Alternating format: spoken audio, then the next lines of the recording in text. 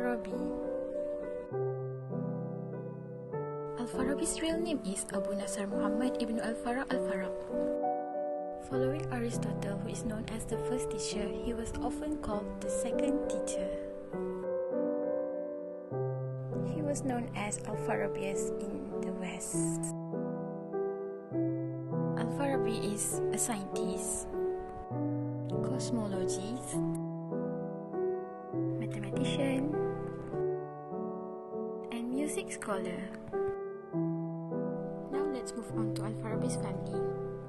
Farabi's father is a Persian descent who was an army captain of Persian extraction.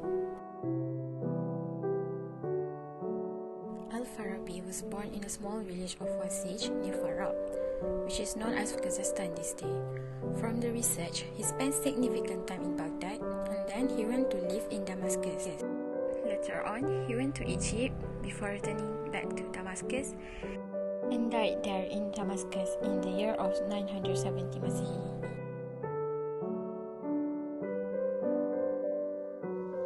Life journey of Al-Farabi.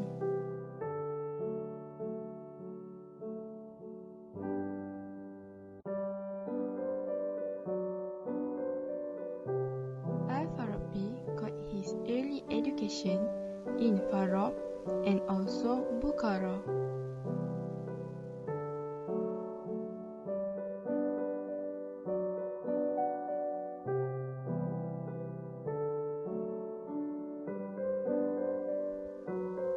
In his youth, he moved to Baghdad, where most of his works were written there.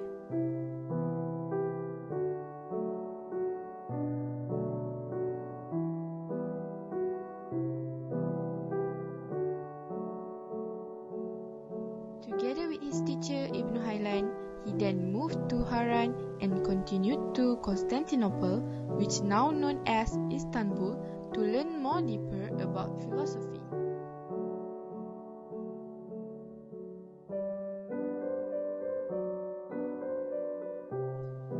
When he came back to Baghdad, he started to learn, teach, and study all the books by Aristotle.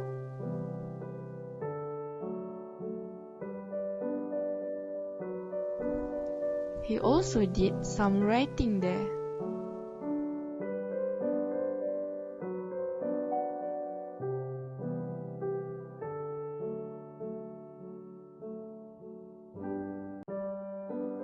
After a while, Al-Farabi moved to Damashq, which located in Syria because of Baghdad had a political crisis.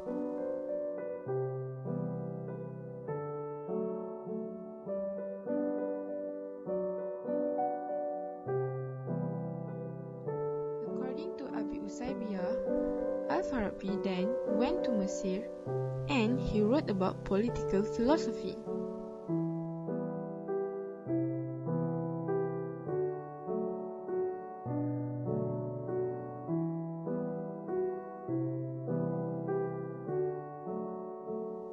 Lastly, he returned back to Damashq, where he spent the rest of his life as a philosopher.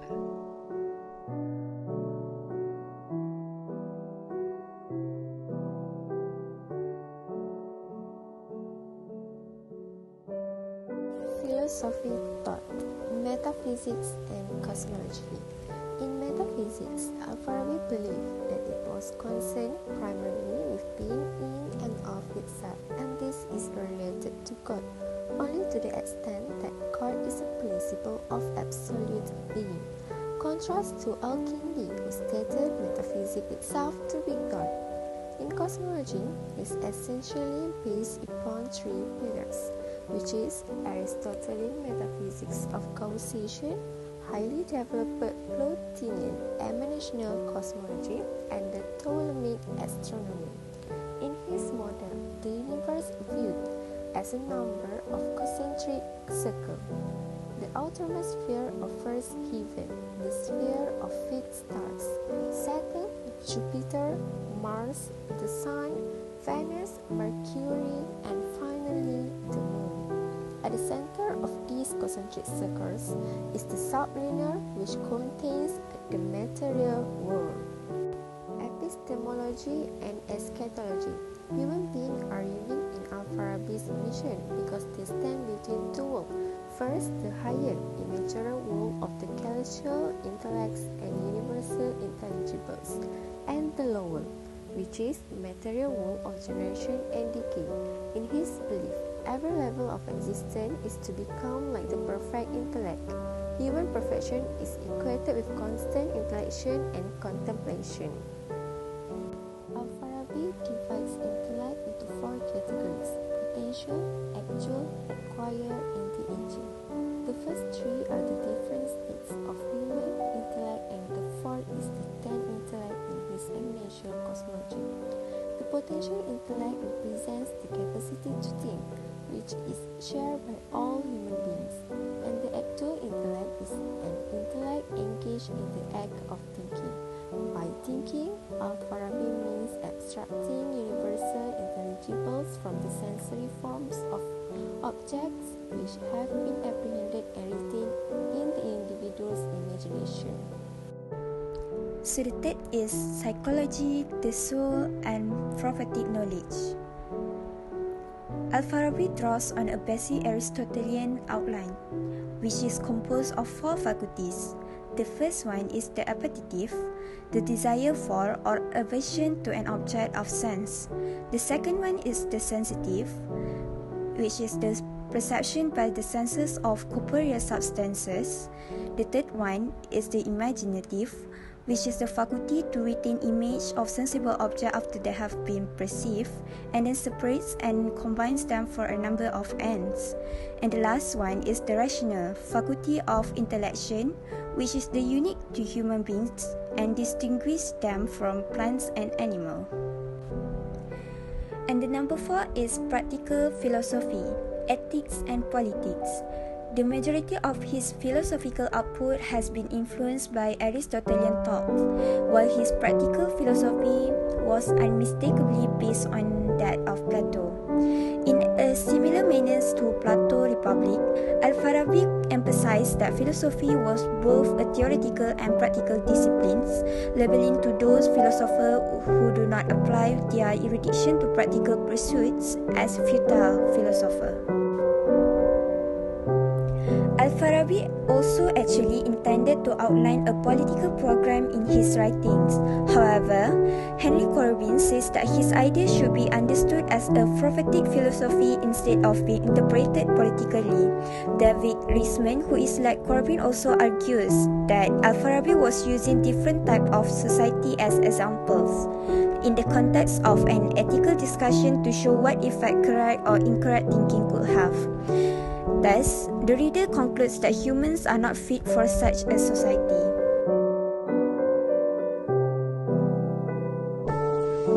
Al-Farabi made a lot of contributions to the field of logic, mathematics, music, philosophy, psychology, and education.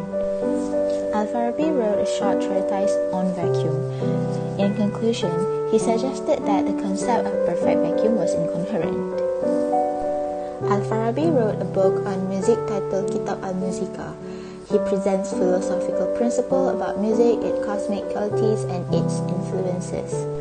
He also wrote Meanings of Intellect, which deal with music therapy and discussing the therapeutic effects of music on the soul. For psychology, he wrote Social Psychology and Principles of the Opinions of the Citizens of Virtuosity, which were first treatises to deal with social psychology. He also wrote on the cause of dreams, which he distinguished between dream interpretation and the nature and causes of dreams. Al-Farabi's contributions to alchemy is he wrote the books The Necessity of the Art of the Elixir.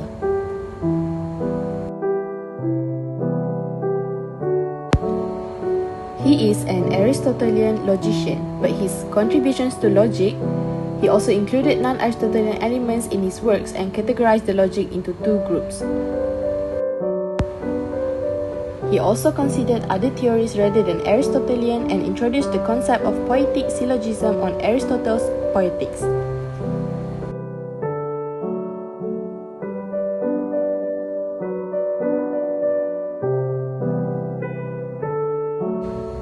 On philosophy, he is the founder of Farabism and Al-Farabism that introduced modernity. and he discovered the limits of human knowledge through nature of first cause. Al-Farabi also have huge influence on science and technology that he is considered as the second teacher after Aristotle. Lastly, he wrote commentary on Aristotle's work and theorized an ideal state of Plato's work.